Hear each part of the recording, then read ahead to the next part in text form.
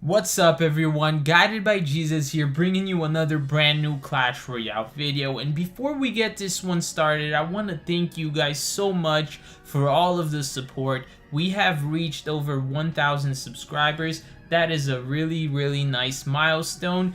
And guys, I also would like to apologize for not uploading in the last few weeks. A lot was going on. One of the things that actually went on is I actually changed jobs, so a lot of things were going on, and most of them were really good actually. Hopefully I'll get to share them with you guys in the near future. But in today's video, I really wanted to share with you guys the one deck that has been winning me it all, guys, in ladder mode and in challenge mode.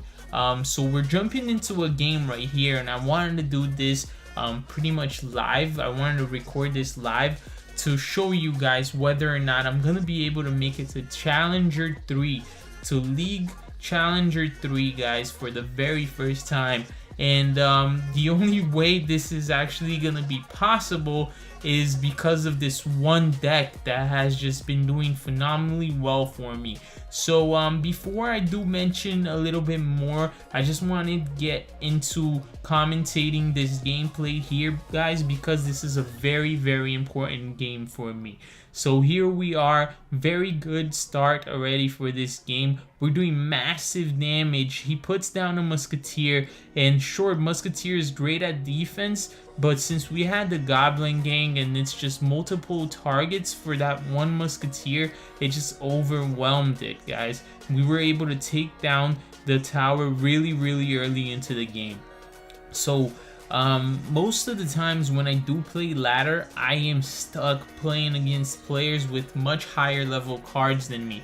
That is because I am free to play and I have never spent a single penny on this game. So all of the gems that you guys do see are things that I've, just piled up and built up because I've never gemmed a single chest. I've never bought a single, legendary chest offer for 500 gems in the market. Never bought gold with gems. Never ever spent a single gem. All I spent gems on is to buy myself my way into challenge modes, guys, which for the most part I try to stick to the classic challenge, just because since I do not buy gems, if I do play grand challenges instead, I would just be using all of my gems all at once. So my opponent did manage to do quite a lot of damage here to my right tower. So at this point, I'm just trying to make it so that I don't let him take that tower easily. But I know that this is going to turn into a 2-tower game. So I'm already sort of concentrating my focus here on the left tower as well. So he's doing some really nice plays of his own.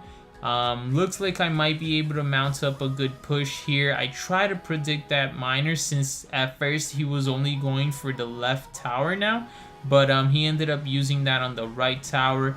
It's fine. I've got his tower down all the way to 1100. My tower is still full HP. So here we go. Let's put down this baby dragon to do some splash damage against his barbarians. I'm going to use log here to push his hog rider back, allowing it to only get one hit, at the same time killing his goblin gang.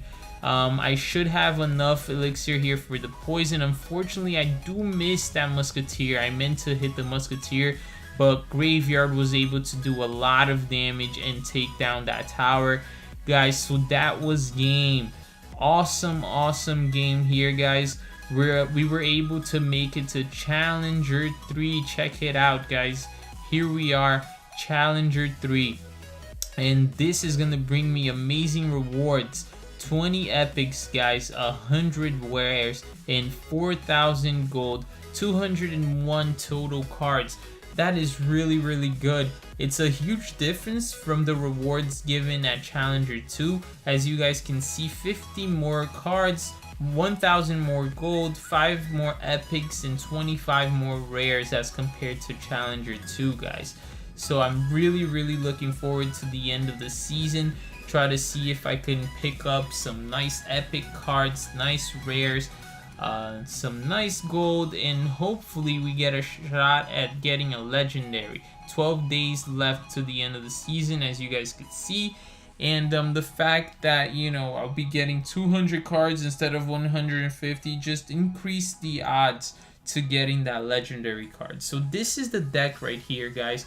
I was able to level up my archers to level 12, and that's what, in my opinion, is allowing me to push up a little bit farther and allowed me to get into Challenger League 3. So if you guys do have these cards that I just showcased, and if your cards are around that level, I'm gonna try to teach you guys and show you guys how this deck actually works, so that maybe you guys can get the results that I've been getting. So I want to jump into some challenge gameplay here just to show you guys that this deck also works in challenge game mode. I've been winning 12, getting 12 wins for the most part, guys. I believe only once after starting to use this deck in challenge gameplay did I only, did I come short and only get, I believe it was 11 wins as opposed to 12. And the 3 losses were really close, guys. So that just showed how much of a potential this deck really had. So I had a horrible starting hand here. The main push for this deck, guys, is the baby dragon. And once the baby dragon, it will tank for the graveyard, and then you put the graveyard in, and the graveyard will do insane amount of damage. I did not want to use the graveyard because of the fact that he had his Inferno Tower and it was gonna take down my baby dragon fairly quickly.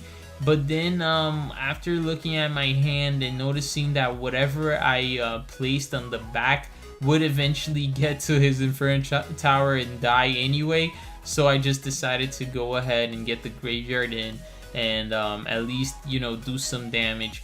I knew that his Inferno Tower wasn't going to be able to do anything to counter my graveyard, and so he'd be forced to play something on the graveyard, and it would be better than just me playing something on the back, and it would eventually die to the Inferno Tower anyway. So we've managed to do quite a lot of damage to his tower already. 1 minute left in the game, and this is where the deck really shines, because we're gonna be able to mount some nice pushes. Whenever we see that we're able to have one of our troops survive from defense, then we just go ahead and use that troop to tank for our graveyard on offense. So here, for instance, the knight survived, but it survived with very low amount of HP, but it will still tank some shots from the archer tower. And the fact that what he used was an Inferno Tower, that's why I went ahead and just pushed with the graveyard, because the Inferno Tower is 5 elixir, so he wastes 5 elixir that he would have to defend against my graveyard on the Inferno Tower, and that is one card that is not gonna help him at all defending against this graveyard. So we're gonna go ahead and poison these barbarians here. Hopefully his archers will walk into the poison as well, and they do. Unfortunately, only one of his archers died here, but I'll be able to log the other one, and this log will actually be really good because it will keep his Hog Rider from getting a hit on my tower as well. So once again, he plays the Inferno Tower, guys, and like I said, sure, it is dealing damage and taking down my baby dragon and knight, but that is not helping him defend against my graveyard, and it just allows me to keep doing chip damage every here and there.